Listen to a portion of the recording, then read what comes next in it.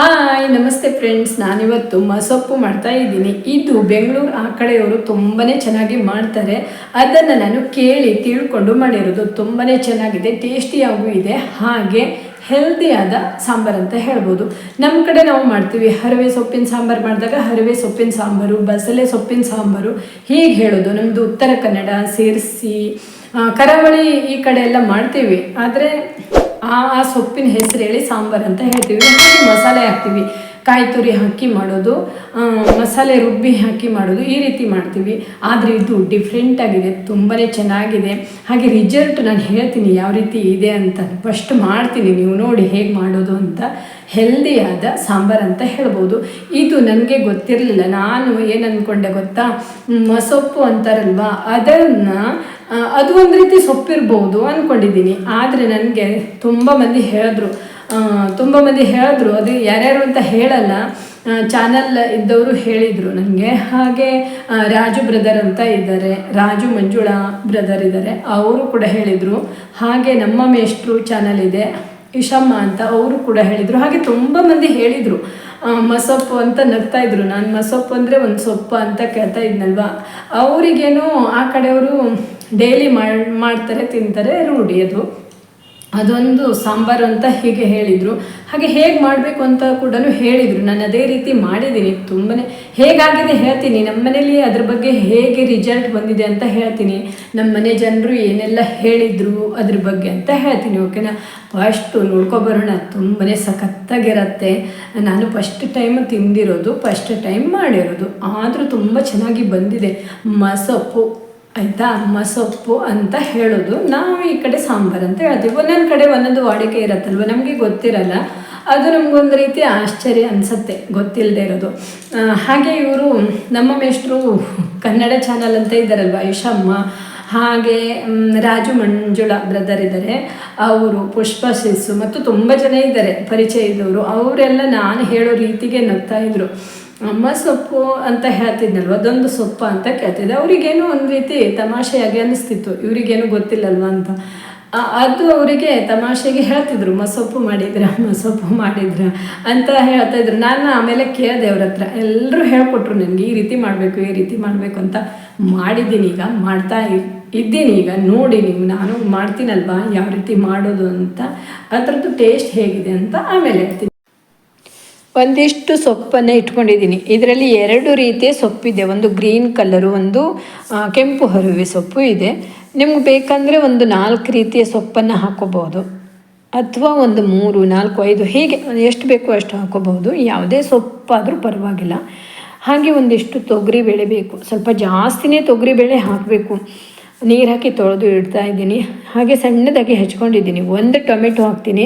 ಹಾಗೆ 3 ಹಸಿಮೆಣಸಿನ್ಕಾಯಿ, ಒಂದಿಷ್ಟು ಬೆಳ್ಳುಳ್ಳಿ, 2 ಈರುಳ್ಳಿ, ಇವಿಷ್ಟನ್ನು ಚೆನ್ನಾಗಿ ಹಚ್ಕೋಬೇಕು. ಸಣ್ಣದಾಗಿ ಕಟ್ ಮಾಡಿ ಇಟ್ಕೋಬೇಕು.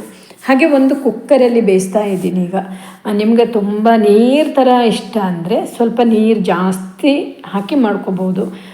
ನಮಗದು ಸ್ವಲ್ಪ ನೀರು ಜಾಸ್ತಿ ಆಗಬಾರ್ದು, ಸ್ವಲ್ಪ ದಪ್ಪನೇ ಇಡ್ತಾ ಇದ್ದೀನಿ. ಅಂದರೆ ತುಂಬ ದಪ್ಪನೂ ಅಲ್ಲ, ಕರೆಕ್ಟಾದ ರೀತಿಲಿ ಇಡ್ತೀನಿ ನಾನು. ಇದಕ್ಕೆ ಟೊಮೆಟೊ, ಹಸಿಮೆಣಸಿನ್ಕಾಯಿ, ಈರುಳ್ಳಿ, ಬೆಳ್ಳುಳ್ಳಿ ಹಾಕಿ ಬೇಯಿಸ್ತೀನಿ.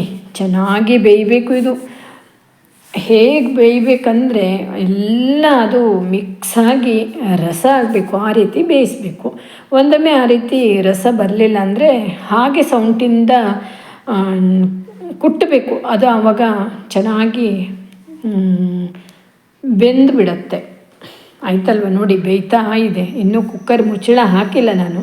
ಒಂದು ಸಲ ನೋಡ್ತೀನಿ, ನೀರನ್ನು ನೋಡ್ಕೋಬೇಕು. ತುಂಬ ಗಟ್ಟಿ ಆದರೆ ಸೀದೋಗುತ್ತಲ್ವ, ಅದಕ್ಕೆ ನೋಡಿ ನೀರನ್ನು ಹಾಕಬೇಕು. ಸರಿ ಪ್ರಮಾಣದಲ್ಲಿ ನೀರನ್ನು ಹಾಕಿ ಬೇಯಿಸಲಿಕ್ಕೆ ಇಟ್ಟಿದ್ದೀನಿ. ಈಗ ಬೇಯತ್ತೆ ನೋಡಿ, ಬೆಂದಿದೆ, ತುಂಬ ಚೆನ್ನಾಗಿ ಬೆಂದಿದೆ. ಆದರೂ ಕೂಡ ನಾನು ಇದು ಸೌಂಟಿಂದ ಒಂದು ಸಲ ಅದನ್ನು ಜಜ್ಜಿ ಅದೆಲ್ಲ ರಸ ಎಲ್ಲ ಬಿಟ್ಕೊಂಡು ಒಂದು ಹದಕ್ಕೆ ಬರುತ್ತೆ. ತುಂಬಾ ಚೆನ್ನಾಗಿರುತ್ತೆ ಗೊತ್ತಾ, ತುಂಬಾ ಸಖತ್ತಾಗಿ ಬರುತ್ತೆ. ನಾವು ಈ ರೀತಿ ಮಾಡಲ್ಲಾದರೂ ಇದೇ ಫಸ್ಟ್ ಮಾಡಿರೋದು. ನೋಡಿ ಈ ರೀತಿ ಬಂತು, ಎಲ್ಲ ಬೆಂದಿದೆ, ರಸ ಎಲ್ಲ ಬಿಟ್ಕೊಂಡಿದೆ, ಚೆನ್ನಾಗಿ ಬಂತು. ಹಾಗೆ ಇದಕ್ಕೆ ನಮಗೆ ಎಷ್ಟು ನೀರು ಬೇಕು ನೋಡಿ ಹಾಕಬೇಕು. ತುಂಬ ದಪ್ಪ ತಿನ್ನುವರಾದರೆ ತುಂಬ ದಪ್ಪ ಚೆನ್ನಾಗಿರಲ್ಲ, ನೋಡಿ ಮಾಡಬೇಕು. ತುಂಬ ನೀರು ಮಾಡಿದರೂ ಚೆನ್ನಾಗಿರಲ್ಲ. ನಾನು ಒಂದು ರೀತಿಲಿ ಮಾಡ್ತಾಯಿದ್ದೀನಿ. ತುಂಬ ದಪ್ಪನೂ ಅಲ್ಲ, ಗಟ್ಟಿನೂ ಅಲ್ಲ, ನೀರೂ ಅಲ್ಲ, ಆ ರೀತಿ ಚೆನ್ನಾಗಿ ಕುದಿಸ್ಬೇಕು. ಇದರಲ್ಲಿ ಹುಳಿ ಖಾರ ಎಲ್ಲ ಇದೆ ಅಲ್ವಾ, ಈರುಳ್ಳಿ ಬೆಳ್ಳುಳ್ಳಿ ಇದೆ. ಹಾಗೆ ಹಳದಿ ಪೌಡ್ರು ಸ್ವಲ್ಪ ಹಾಕ್ತೀನಿ. ಎಲ್ಲ ಮಿಕ್ಸ್ ಮಾಡಿ ನಂತರ ಉಪ್ಪು ಹಾಕಬೇಕು. ಎಷ್ಟು ಬೇಕು ಉಪ್ಪು, ರುಚಿಗೆ ತಕ್ಕಷ್ಟು ಉಪ್ಪನ್ನು ಹಾಕಬೇಕು. ಇಂಥವು ಒಂದೊಂದು ಕಡೆ ಮಾಡ್ತಾರಲ್ವ, ಆ ಕಡೆಯವ್ರಿಗೆ ತುಂಬ ಇಷ್ಟ ಅದು. ಆದರೂ ಅದು ನಾವು ಕೂಡ ಕಲ್ತ್ಕೋಬೇಕಾಗತ್ತೆ. ಒಂದೇ ರೀತಿ ಅಡುಗೆ ಚೆನ್ನಾಗಿರಲ್ಲ, ಎಲ್ಲ ರೀತಿಯ ಅಡುಗೆಯನ್ನು ಕಲ್ತ್ಕೋಬೇಕು. ಒಂದೊಂದು ಕಡೆ ಟೇಸ್ಟು ಒಂದೊಂದು ರೀತಿ ಇರುತ್ತೆ ಅಲ್ವಾ. ಇದರಲ್ಲಿ ಎಲ್ಲವೂ ಒಳ್ಳೆಯದೇ ಅಲ್ವಾ. ಸೊಪ್ಪು, ಬೇಳೆ, ಹಾಗೆ ಈರುಳ್ಳಿ ಬೆಳ್ಳುಳ್ಳಿ ಎಲ್ಲ ಹಾಕ್ತೀವಿ. ಒಂದು ರೀತಿ ಘಮ ಘಮ ಬರ್ತಾ ಇದೆ. ಆಯಿತು, ಅಲ್ಲಿ ಸಾಂಬಾರು ರೆಡಿ ಆಯಿತು. ಈಗ ಮಸೊಪ್ಪು ಸಾಂಬಾರು ಅನ್ನಲ್ಲ, ಮಸೊಪ್ಪು ರೆಡಿ ಆಯ್ತಾ ಇದೆ. ಇದಕ್ಕೆ ಚೆನ್ನಾಗಿ ಒಂದು ಒಗ್ಗರಣೆ ಕೊಡಬೇಕು. ಮೆಣಸು ಅಂದರೆ ಬ್ಯಾಡಗಿ ಮೆಣಸು, ಕರಿಬೇವು, ಸ್ವಲ್ಪ ಇಂಗು, ಹಾಗೆ ಸಾಸಿವೆ ಎಲ್ಲ ಹಾಕಿ ಚೆನ್ನಾಗಿ ಒಂದು ಒಗ್ಗರಣೆ ಕೊಟ್ಟರೆ ಮಸೊಪ್ಪು ರೆಡಿಯಾಗತ್ತೆ. ತುಂಬ ಈಸಿ ಅಲ್ವಾ ಇದು. ರೈಸಿಗೂ ಬರುತ್ತೆ, ರೈಸಿಗೂ ಚೆನ್ನಾಗಿದೆ. ನಾವು ಮನೆಯಲ್ಲಿ ಮಾಡಿ ತಿಂದಿದ್ದೀವಿ ಅಲ್ವಾ, ಚೆನ್ನಾಗಿ ಬಂದಿತ್ತು, ಚೆನ್ನಾಗಿದೆ. ನಮಗಂತೂ ತುಂಬ ಇಷ್ಟ ಆಯಿತು. ಯಾವಾಗಲೂ ಒಂದೇ ರೀತಿ ಪಲ್ಯ ಮಾಡೋದು, ಹಾಗೆ ರೆಡ್ ಕಲರ್ ಸಾಂಬಾರು ಮಾಡೋದು, ಅಂದರೆ ಮಸಾಲ ಹಾಕಿ ಸಾಂಬಾರು ಮಾಡೋದು, ಅದು ಬೇರೆ ಟೇಸ್ಟ್ ಇರುತ್ತೆ. ಇದು ಇನ್ನೂ ಡಿಫ್ರೆಂಟಾಗಿರುತ್ತೆ ಟೇಸ್ಟು. ಒಳ್ಳೆ ಒಗ್ಗರಣೆ ಕೊಡಬೇಕಾಗತ್ತೆ, ಇಂಗು ಎಲ್ಲ ಹಾಕಿ ಒಳ್ಳೆ ಒಗ್ಗರಣೆ ಕೊಟ್ಟುಬಿಟ್ರೆ ಘಮ ಘಮ ಅನ್ನತ್ತೆ ಗೊತ್ತಾ.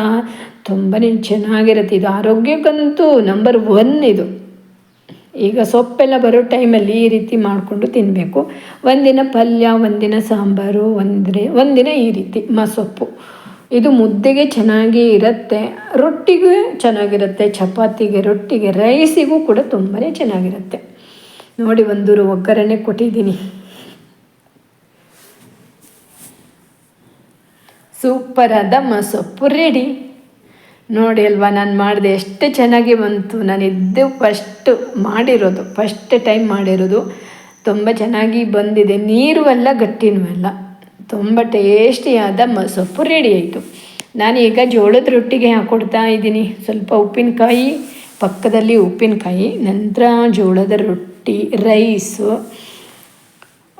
ಊಟ ಮಾಡುವವರಿಗೆ ರೈಸು, ರೊಟ್ಟಿ ತಿನ್ನುವವರಿಗೆ ರೊಟ್ಟಿ. ನಿಮಗೇನಾದರೂ ತುಂಬ ಖಾರ ಬೇಕು ಅಂದರೆ ಹಸಿಮೆಣಸಿನ್ಕಾಯಿ ಜಾಸ್ತಿ ಹಾಕ್ಕೋಬೋದು, ಚೆನ್ನಾಗಿರುತ್ತೆ. ಬೇರೆ ಮಸಾಲ ಏನು ಬೇಡ ಅಲ್ವಾ. ಒಂದು ಉಪ್ಪಿನಕಾಯಿ, ಒಂದು ಹಪ್ಪಳ ಇದ್ದರೆ ರೈಸಿಗೂ ಸೂಪರಾಗಿರುತ್ತೆ. ನಮ್ಮ ಕಡೆಯವರು ರೈಸೇ ಊಟ ಮಾಡೋದು, ಹಾಗಾಗಿ ರೈಸಿಗೆ ಹಾಕ್ತಾ ಇದ್ದೀನಿ.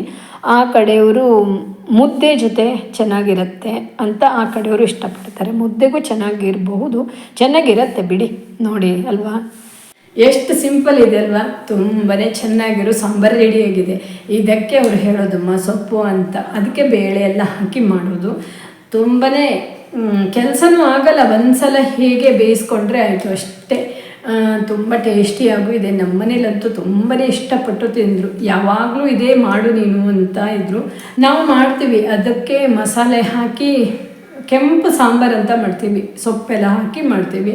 ಇಲ್ಲಾಂದರೆ ಪಲ್ಯ ಮಾಡ್ತೀವಿ. ಈ ರೀತಿ ಮಾಡಿದಾಗ ಅದು ತುಂಬ ಟೇಸ್ಟು ಕೊಡ್ತು. ಹಾಗೆ ರೊಟ್ಟಿ ಜೊತೆ ಚೆನ್ನಾಗಿರುತ್ತೆ, ಚಪಾತಿ ಮತ್ತು ಜೋಳದ ರೊಟ್ಟಿ.